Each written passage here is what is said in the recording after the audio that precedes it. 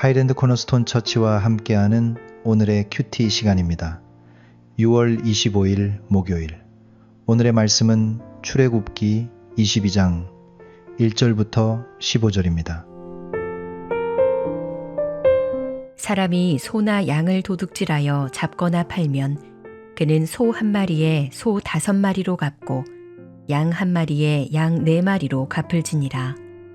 도둑이 뚫고 들어오는 것을 보고 그를 쳐 죽이면 피 흘린 죄가 없으나 해돋은 후에는 피 흘린 죄가 있으리라.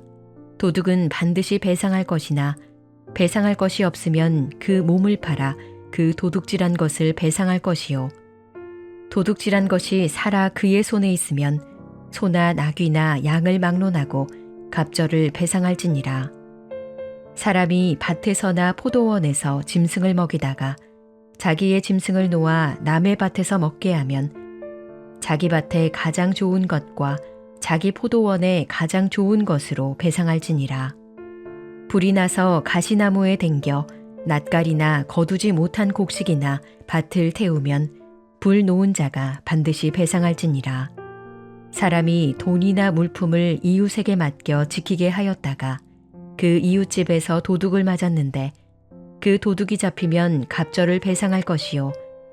도둑이 잡히지 아니하면 그 집 주인이 재판장 앞에 가서 자기가 그 이웃의 물품에 손댄 여부의 조사를 받을 것이며 어떤 잃은 물건, 즉 소나 나귀나 양이나 의복이나 또는 다른 잃은 물건에 대하여 어떤 사람이 이르기를 이것이 그것이라 하면 양편이 재판장 앞에 나아갈 것이요.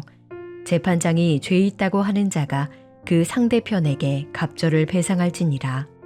사람이 나귀나 소나 양이나 다른 짐승을 이웃에게 맡겨 지키게 하였다가 죽거나 상하거나 끌려가도 본 사람이 없으면 두 사람 사이에 맡은 자가 이웃의 것에 손을 대지 아니하였다고 여호와께 맹세할 것이요. 그 임자는 그대로 믿을 것이며 그 사람은 배상하지 아니하려니와 만일 자기에게서 도둑 맞았으면 그 임자에게 배상할 것이며 만일 찢겼으면 그것을 가져다가 증언할 것이요. 그 찢긴 것에 대하여 배상하지 아니할지니라.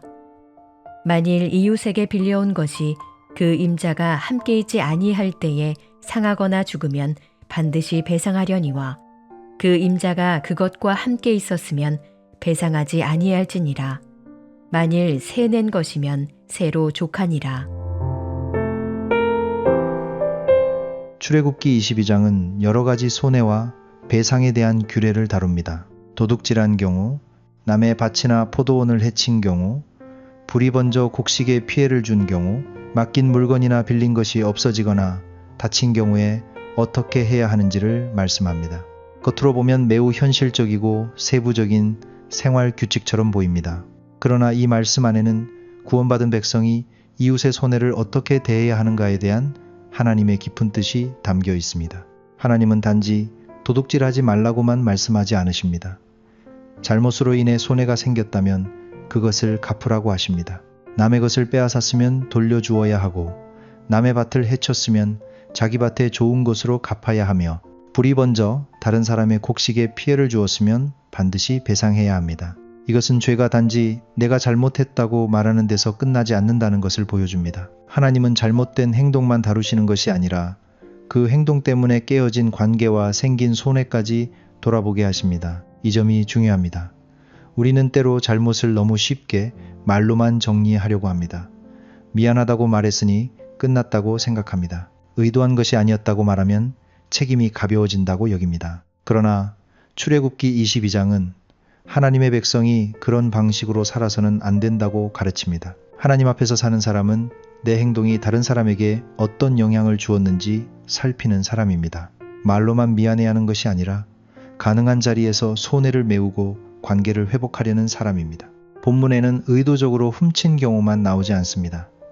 짐승이 남의 밭에 들어가 먹은 경우도 나오고 불이 번져 피해를 준 경우도 나옵니다. 이것은 고의적인 잘못뿐 아니라 부주의로 생긴 피해도 가볍게 넘길 수 없다는 것을 보여줍니다. 내가 일부러 그런 것이 아니라고 해서 상대방이 입은 손해가 사라지는 것은 아닙니다. 하나님의 말씀은 우리의 의도만 보지 않게 하시고 우리의 행동이 남긴 결과까지 보게 하십니다. 이것이 구원받은 백성의 삶입니다.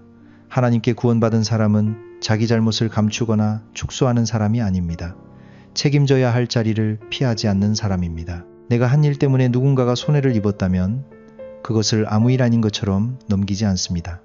내가 한 말 때문에 누군가가 상처를 받았다면 그것을 단순한 말실수로만 덮지 않습니다. 내가 맡은 일을 소홀히 해서 누군가에게 부담이 되었다면 그것을 어쩔 수 없었다는 말로만 끝내지 않습니다.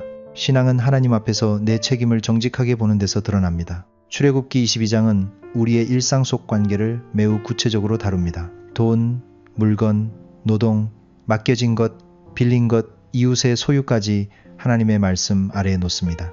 이것은 하나님께서 예배당 안의 삶만 보시는 분이 아니라 우리가 사람들과 주고받는 모든 관계를 보시는 분이라는 뜻입니다. 하나님께 속한 백성의 거룩함은 찬양할 때만 드러나는 것이 아니라 손해를 끼쳤을 때 어떻게 책임지는가에서도 드러납니다.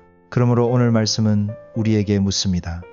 나는 누군가에게 끼친 손해를 너무 쉽게 넘기고 있지는 않은가? 내 부주의 때문에 생긴 피해를 어쩔 수 없었다는 말로 덮고 있지는 않은가? 말로만 미안하다고 하고 실제 회복의 책임은 피하고 있지는 않은가? 하나님은 우리가 잘못을 숨기지 않고 손해를 가볍게 여기지 않고 가능한 자리에서 회복을 향해 나아가기를 원하십니다. 오늘은 내 삶의 관계를 돌아보는 하루가 되기를 바랍니다. 내가 책임져야 할 말과 행동은 없는지, 내가 메워야 할 손해는 없는지, 내가 회복해야 할 관계는 없는지 살펴보게 되기를 바랍니다. 구원받은 백성은 잘못을 말로만 넘기는 사람이 아니라 하나님 앞에서 정직하게 책임지고 회복으로 나아가는 사람입니다. 하나님께서 우리에게 그런 정직한 믿음과 책임 있는 사랑을 주시기를 바랍니다. 기도하겠습니다.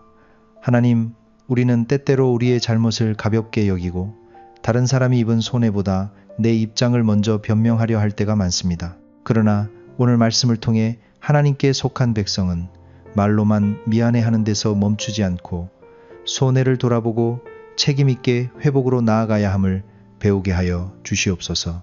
우리의 말과 행동이 이웃에게 어떤 영향을 주는지 민감하게 살피게 하시고 부주의와 욕심으로 생긴 손해를 정직하게 감당할 수 있는 믿음을 주시옵소서. 숨기고 피하는 사람이 아니라 하나님 앞에서 책임지는 사람으로 살게 하여 주시옵소서. 예수님의 이름으로 기도합니다. 아멘.